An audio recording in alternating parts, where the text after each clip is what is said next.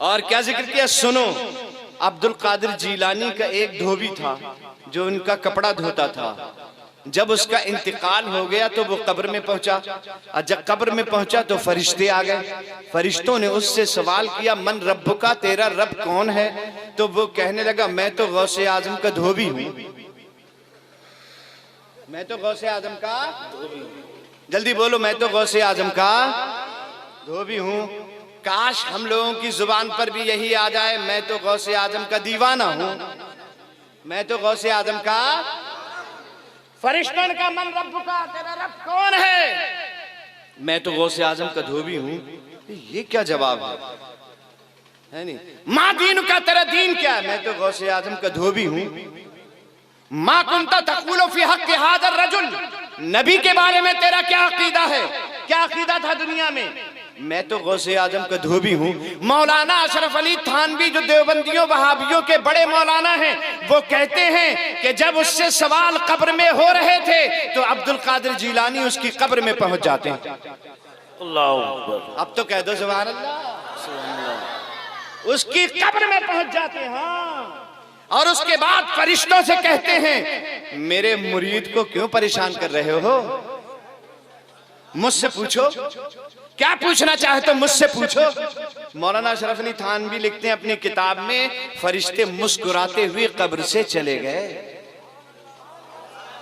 जरा कह दो मचल के सुभान अल्लाह। सुभान अल्लाह। अशरफ अली थानवी कहते हैं गौसे आदम उसकी कब्र में पहुंच गए और कहा कि मेरे मुरीद को क्यों परेशान करते हो?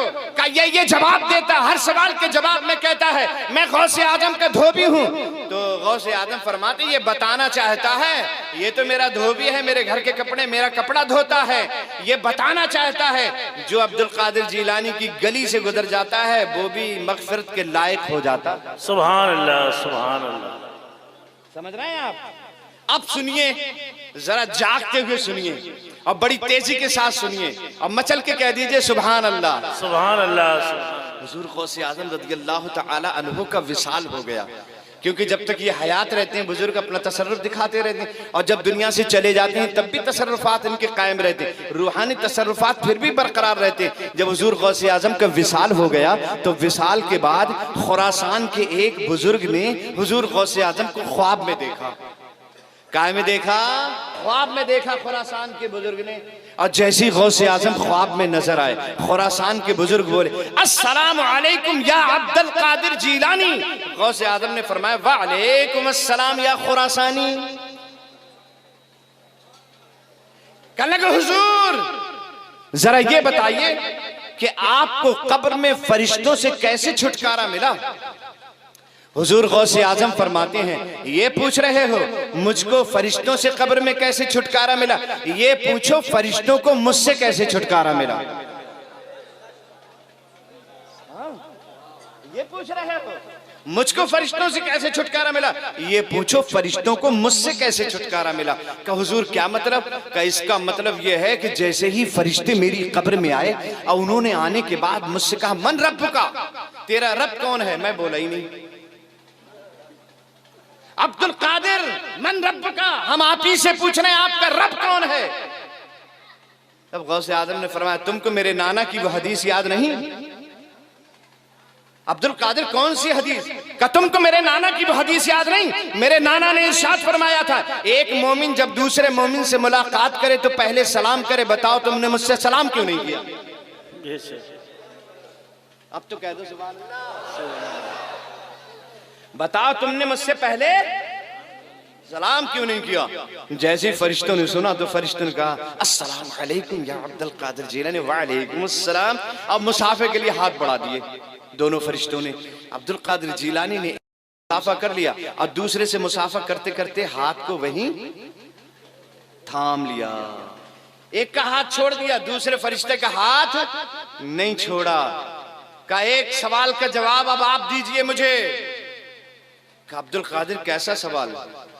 कि ये बताइए जब मेरे रब ने फरमाया था इन्नी जाइलुन फिल अर्दे खलीफा, मैं जमीन में अपना नाइब उतारने वाला हूँ, जमीन में अपना खलीफा भेजने वाला हूँ, तब तुमने ये क्यों कहा था? कालू अतजअलु फीहा मन यफ्सुदु फीहा व यस्फिकु दिमा, ये तुमने क्यों कहा था या अल्लाह तू ऐसे को खलीफा बनाएगा जो जमीन में जाने के बाद फसाद करेगा, झगड़ा करेगा, खूरेजियां करेगा, ये तुमने क्यों कहा था? अब्दुल कादिर जिलानी, इसका जवाब तो हमें नहीं पता, इसका जवाब हम अपने बड़ों से पूछ के बता पाएंगे, मशवरा करके बता पाएंगे। हुजूर गौसे आजम ने फरमाया ठीक है जाओ मशवरा करो। अब फरिश्ता, एक फरिश्ते को अब्दुल कादिर जिलानी छोड़ नहीं रहे थे और एक को छोड़ दिया था, तो वो गए फरिश्तों से मशवरा किया और कहा अब्दुल कादिर जिलानी ने ये सवाल कर दिया है और ये पूछा है कि रब ने जब कहा था कि मैं अपना नायब उतारने वाला हूँ जमीन में, तब तुमने ये क्यों कहा था? तू खुरेजी करने वाले को अपना नायब बनाएगा, लड़ैया को अपना नायब बनाएगा, लठैत को अपना नायब बनाएगा, गिरेबान पकड़ने वाले को अपना नायब बनाएगा, यानी ये इस तरह से तुमने क्यों कहा था? जवाब दीजिए। तो फरिश्तों ने मशवरतन कहा कि जाओ अब्दुल कादिर जिलानी से ये कह देना वो हमारी इज्तिहादी खता थी, वो हमारा इज्तिहाद था। अब्दुल कादिर जिलानी से फरिश्ते ने आकर कहा वो बड़ों का मशवरा है, वो हमारी इज्तिहादी खता थी।